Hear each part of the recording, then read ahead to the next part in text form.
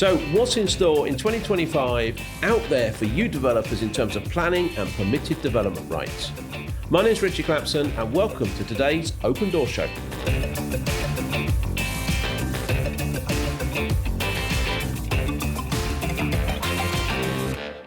And so on today's show, I have got Mr. Colin Smith from CJS Planning, and he's been around in the planning industry for a long time. What he doesn't know about permitted development rights and planning system in this country is not worth knowing. Colin, welcome to the show. Thank you very much for having me, Richie. Tell me a bit about yourself, Colin. Tell me how long you've been around this industry. Tell me a bit about CJS. Well, I'm extremely old, but I don't look it. My first role in an architectural practice was actually an architectural technician, and my first job was way back in 1980, would you believe? And since then, I've really sort of formed a great interest in planning, and in particular, my specialism is permitted development. So, Colin, a lot of people will know you here on the channel. They've seen you here on Open Door Show before. We want to talk about 2025. Okay. We want to talk about what's in store for us as developers. And there are some people out there talking about big changes, big things happening, and PD's going to disappear. Are there any changes? What do you think is going to happen in 2025? Well, yes, there's been a lot of rumblings about what's going to happen to permitted development. Now, in my humble opinion, nothing. I don't think it is going to change. It's going to be expanded to make things a little bit easier because, as you probably know, there's a critical housing supply problem at the moment, and PD is very much a shortcut to getting new approvals. So they may expand that, not dramatically. They were promising a lot of changes last year in 2024.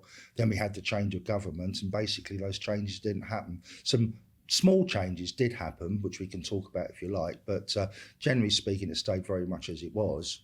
So there's some people saying that PD could disappear. You don't think it will? Absolutely not. Why absolutely not? Because the whole idea behind permitted development was to create a fast track way of getting planning approval.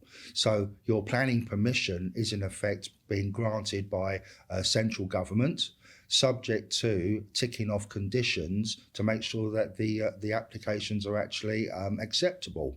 So we have to think about like flooding and things like that.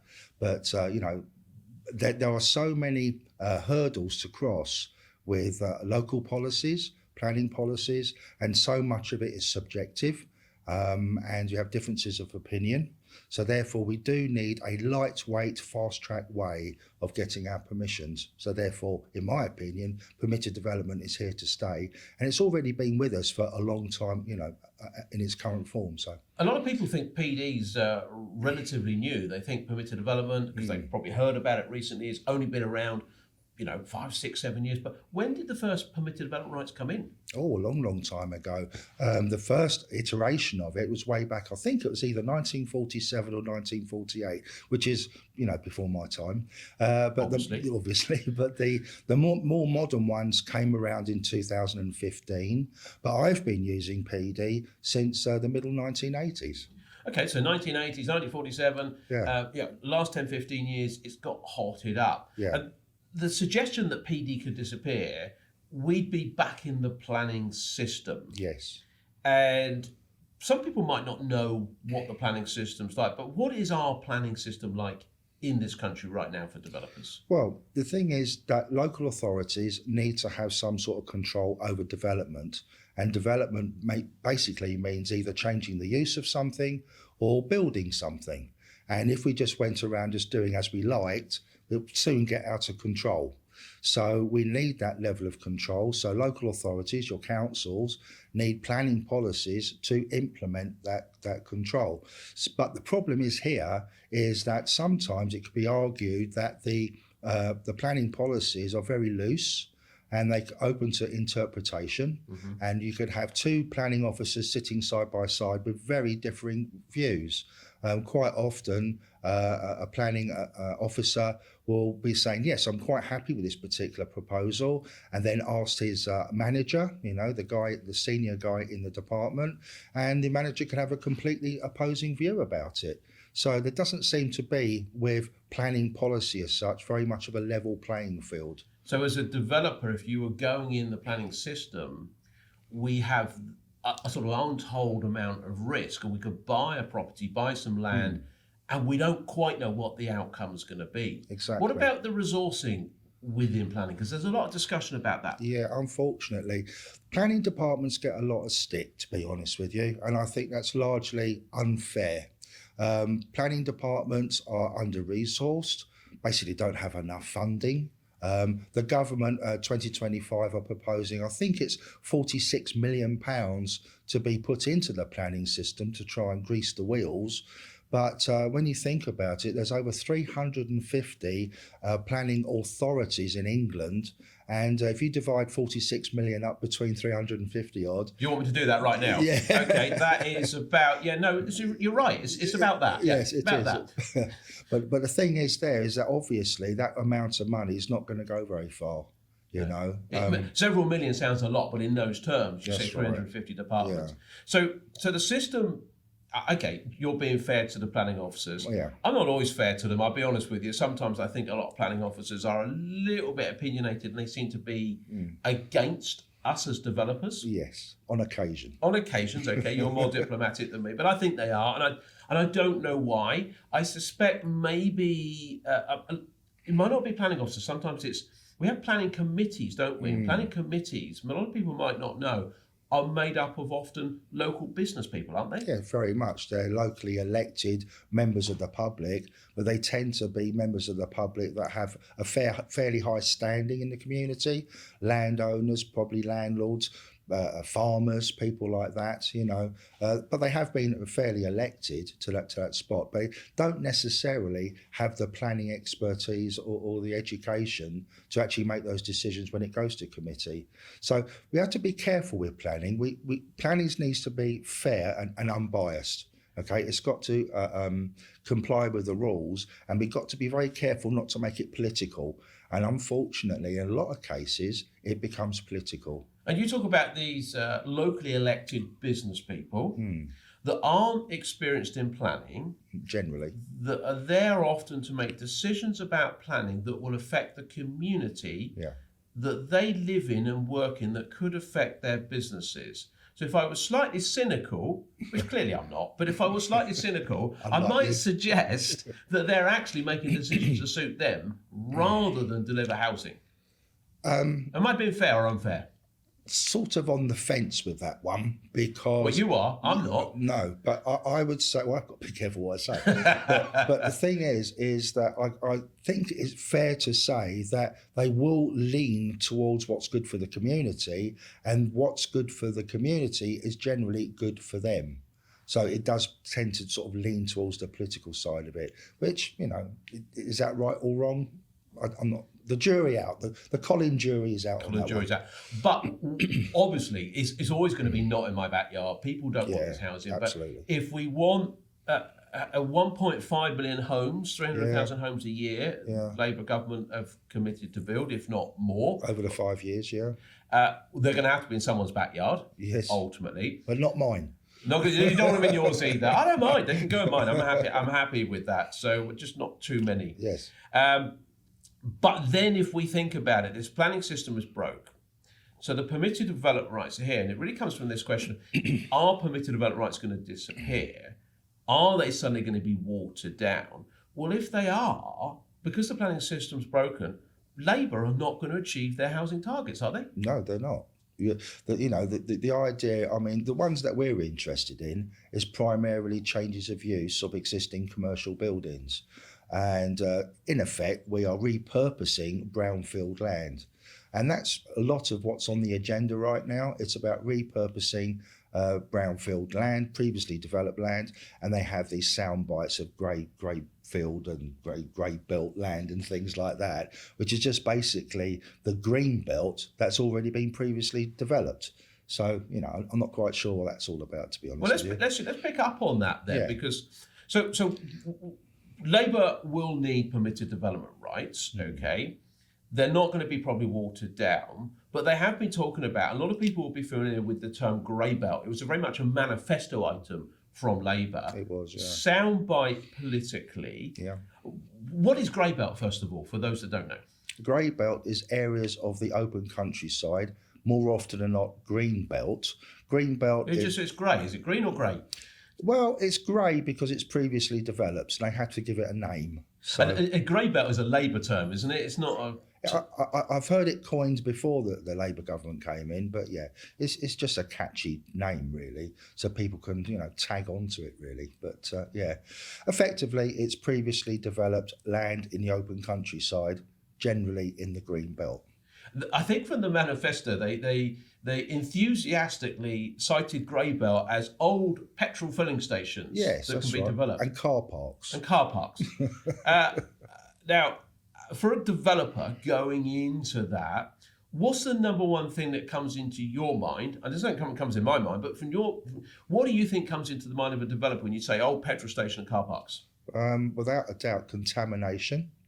And, it sort of just brings up more problems. I mean, who wants to really develop a petrol station without spending an awful lot of money, getting rid of the contamination issue? So, that's the first thing that comes to my mind. Yeah. Someone said to me once, they said, yeah, but you get credit back. We can get tax credits back on that stuff. And I said, do you really want those problems? No, it's just another layer of complexity, isn't it? And do we have any permitted development rights to avoid the planning system, which we've discussed is not really up to standard because of funding? Okay, yes. Let's accept everyone's trying to do a great job in there, of course. No, I'm going with you. I'm agreeing with you now. All right. So this grey belt, though, requires full planning, doesn't it? It does. Absolutely, yeah. There are certain permitted development rights that I can't think off the top of my head, but you can do it. But the ones that we are primarily interested in are changes of use. Because in my opinion, changes of use of a building, from commercial to residential, is probably the hardest part of planning. So if we can cut through the red tape and make it a lightweight planning system, which is what PD, permitted development, is all about, then all to the good, really. So, does that answer your question? Sorry. No, it does. Yeah, absolutely. And I think when we have this opportunity to make our lives easier as developers by using permitted development rights, we avoid the potential politics, not in my backyard type principles, because permitted development rights is a right to convert an existing building. Primarily, we're talking at the moment about commercial buildings into residential. Yes. Yeah. And there's a whole extensive list of these, isn't there? Oh, a very, very long list, yeah. Everything from shops, offices, even light industrial buildings, indoor sports centres, local medical centres, which aren't supported by the NHS, incidentally. So we're not going to deprive the community, that's important. And many other uses as well. So yeah, there's like you say, a very long list of the opportunity. And again, this was designed on purpose by the government, even though it was the Conservative government, to basically make the planning system easier.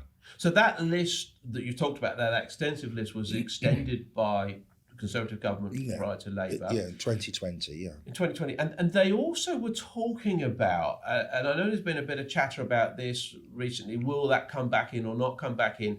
Hotels was on a list cited by Conservatives before they were out of power of coming into that list, and that could be huge. What's your opinion on that? Is that going to come in, do you think? It went to consultation, which meant that it was sent out to various professional bodies and so on for their opinion on whether hotels should be added to permitted development rights.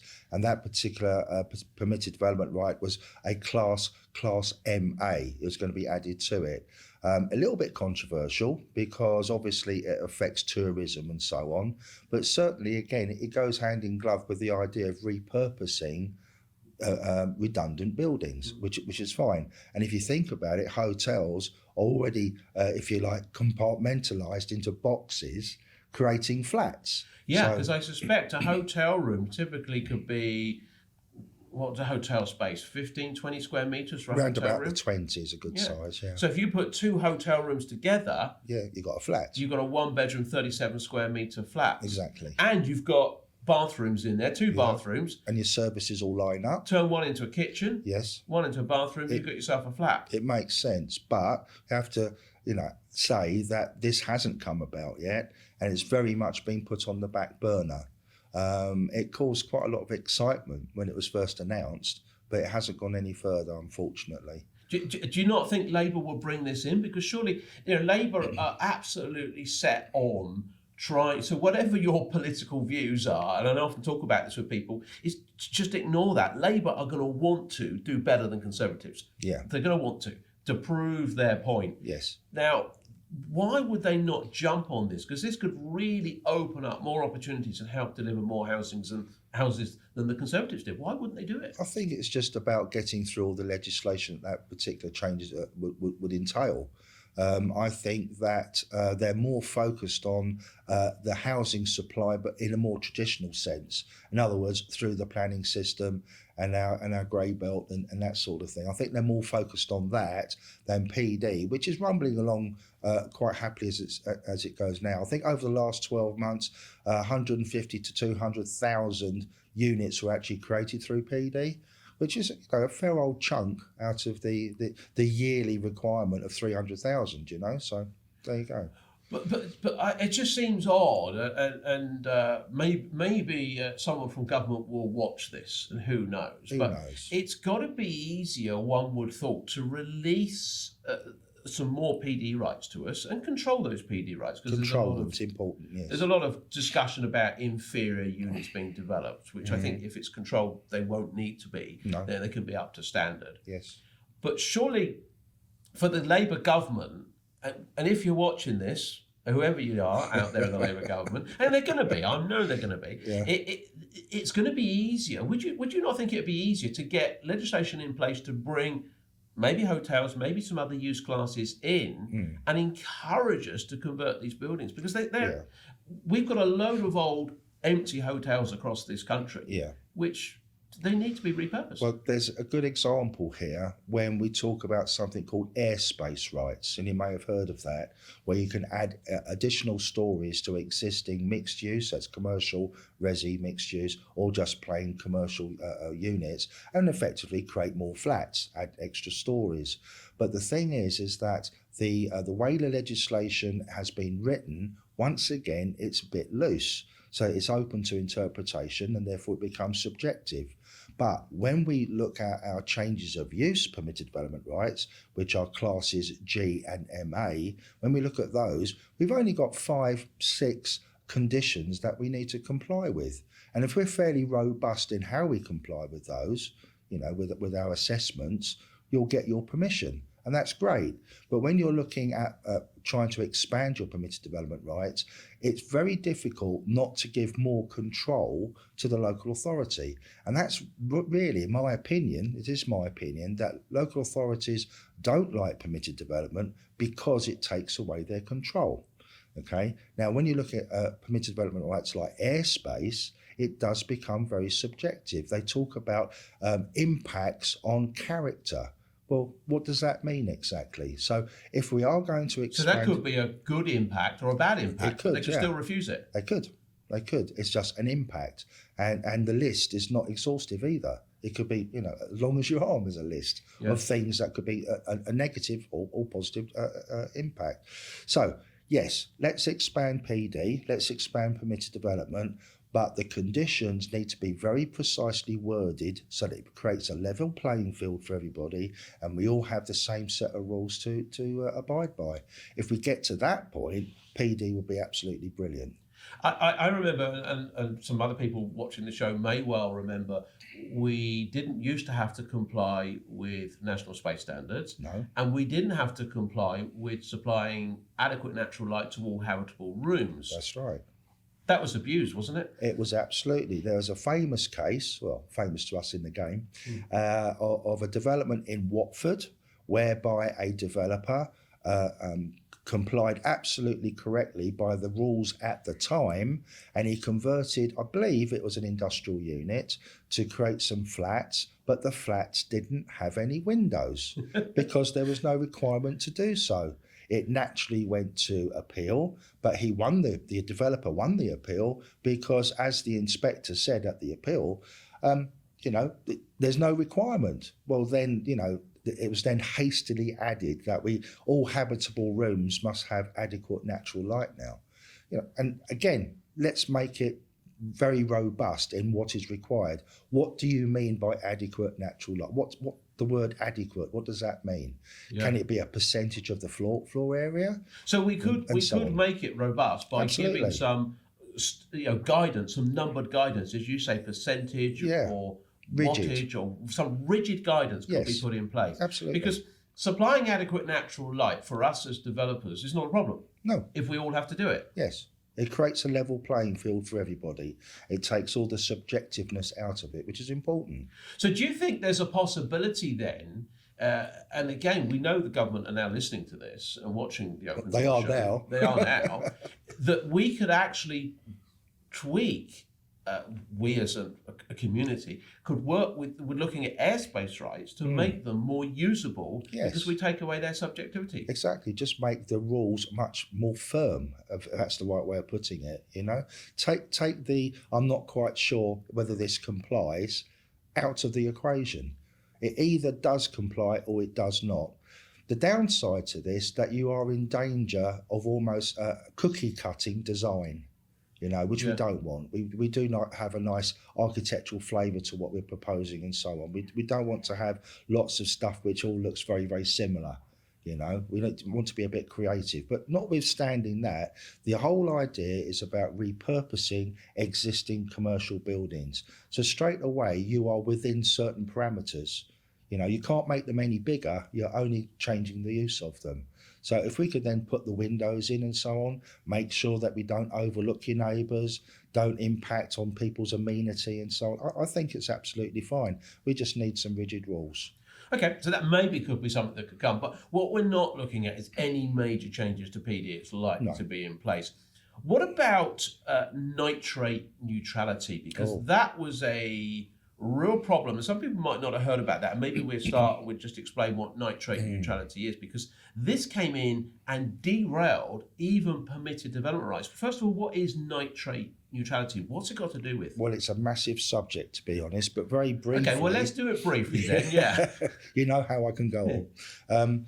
So first open door show that's lasted 3 hours. Yeah, that's right. Yeah, and session number 2 is nitrate neutrality is basically trying to neutralise nitrates, and nitrates is all the bad stuff that comes out of dirty water and sewage and so on. So if you're creating accommodation that is basically having sleeping accommodation, like houses, you're obviously going to have bathrooms and so on, and you're going to be creating extra sewage effectively. Our water treatment plants aren't really up to scratch. That's well documented, and they're having a lot of trouble in, if you like, purifying that water before it goes back into our waterways and our reservoirs and lakes and eventually into the sea. Now, the problem is that if we have all this bad water, let's call it that, it creates an algae. And that algae is an algae bloom, that's what they called it. And it sits on top of your open waters, and it starves the oxygen in the water. And then that basically kills off the vegetation, and all our ecology relies on vegetation, and it harms our wildlife. And that's obviously a problem. Now, you've got now another set of problems, because on the one hand, we are trying to improve housing supply. But then on the other hand, we want to protect our open spaces and our ecology. Yeah. Naturally we do. So that is a bit of a problem. As far as permitted development is concerned, nitrate neutrality is a problem, as it is with full planning. But there are moves at the moment, as I speak, in January 2025, that the government are now trying to put the onus of responsibility on the local councils rather than on the developer. At the moment, it's the developer's responsibility to come up with mitigation measures to get over the problem, But really, it's the local authority's problem, because it's over the whole area of the local authority. So this is a move which could help developers. Yes, and unblock the stoppage, if you want for a better word. Of the housing supply, especially in the southwest. And is that likely to then be a taxation on developers, if I can call it that, a subsidy they're going to have to pay if they're in a nitrate neutrality area that's got a problem? There is already a method of taxation at the moment in the form of credits, but it's really about more practical solutions to pre-treat the water before it goes to the treatment, you see. So you can have treatment plants on site. Bigger developments can have things like reed beds and so on and so on. The actual mitigation measures can be quite complex. But like I say, hopefully it's a move towards the local authorities to have a design guidance document to tell developers how exactly they would expect them to overcome the problem. If we are still in this situation, we want to develop right now, we've got nitrate neutrality as a problem. Yeah. Just simply go somewhere else to develop. Would that not be sensible? It would be sensible, but then where do we go? I mean, well, how many areas have we got this problem with nitrate neutrality across the country? Off the top of my head, I think it was 47. I think off the top of my 47 head, local authorities. And how many local authorities do we have? Over 350. So all we've got to do is go to one of the other 300 local authorities and develop. Because the great thing about development, permitted development, and being a developer is that you don't have to be on site every day. In fact, you shouldn't be on site every day. You know, we have, as you well know, a lot of overseas students that are coming in once a month. They come into their area, chosen area within the UK, wherever that might be. They drop in for a couple of days once a month. They work with their team. They disappear because their professional team are running it. So if you live in, give me a nitrate area in the country, where's there a problem? In Norfolk. Norfolk, okay. Yeah. So if we're up in Norfolk, up in your sort of neck of the woods, yes. Well, do we have problems in Oxford? No, I don't think we do. So if you're in Norfolk, surely you could go to Oxford to develop. Because how long would it take you to drive from Norfolk to Oxford? Roughly an hour. An hour? I see where you're going with this. Okay. I'm not going to pick you up, take you there. But even if it was 5 hours, even if it was 4 hours, I mean, as I say, I have students that fly in. Yeah. If you've got a nitrate problem, so I hear a lot of people go, oh, it's so difficult to develop, we've got nitrate problems. Yeah, in 50 of the 350, if I round it up, so I've got 300 other places I can go to develop. Okay. Go down there, wait for someone else to solve the problem, then go back. Because when you can develop in your area, take the money, take it back where you want if you want to build a portfolio or do whatever you want. That's specifically true when you're repurposing existing commercial buildings, yes. Yeah. Not so easy when you're looking for development land because there's only a limited amount of that available. And right now then, you pick up on development land. For any new developer that might be listening to this who wants, or potential new developer wanting to get into property development in 2025, should they be looking for new land, which you just said is difficult to find anyway? It is, yeah. And you've got to go in the planning system. You do. Or in your opinion, should they be looking for existing commercial buildings within that list that you talked about? Yeah. Not hotels, of course, but we talked about banks and shops and all sorts of things. Yeah. Should they be looking for a conversion under a permitted development right? So it's certainly, for the newer developer, it's certainly the best way to go. You know, we're not going to talk about buy-to-lets and HMOs and that sort of thing because the legislation is just strangling that particular field, isn't it? So yeah, if you are starting out and you're wanting to be a developer, okay, you can start small, 5 to maybe 20 units to create. Find yourself an existing commercial building that you can use permitted development to convert, change the use of it. And it's way easier than trying to go through the full planning system. And if we try and summarise then today, there's no real shocks on the horizon in 2025 in PD being removed, watered down, or the other way, being massively expanded, you don't think? I don't think so, no. And the one takeaway from this is that local authorities really want to keep in control. So when you're doing your permitted development applications, just be very, very robust about how you answer the conditions that are required. And there's only 5 or 6 of them. It's relatively easy. Just, really dot the I's and cross the T's on it and you'll be fine. So the opportunities are out there. Yeah. 2025 is out there. You could almost argue business as usual. As usual. Yes. Excellent. Well, maybe that's the note we finish on, business as usual. Look, if you've enjoyed the show and you're interested in what Mr. Colin Smith said from CJS Planning, reach out to him. We're going to put his details down there in the show notes, so you can always reach out to Colin. Thank you. I'm sure you're going to come back and we're going to chat to you again throughout the year on this show. If we get any sudden updates, we'll do that. Or we'll come back and just have another chinwag. Does that sound okay? Thank you very much, Richie. Good stuff. So look, the summary is, nothing's suddenly going to change. There's a bit of scaremongering out there, but the reality is PD's here to stay. The government need PDs, and whatever you think of the Labour government, they're going to want to do better than the Conservatives. They want to deliver more housing. Otherwise, they don't get voted back in for their job, do they? So they need this housing, and they need us as developers. In fact, they need you as developers to come on board and start developing houses so they can keep their jobs. That's the reality. Don't go in the planning system. Don't look for land. As Colin said, it's broken. Avoid the nitrate neutrality areas. Go to areas where it makes it work. And forget that grey belt stuff. Hopefully, if you like what we do here, like and subscribe, and then you won't miss any series. And I'll see you in the next show.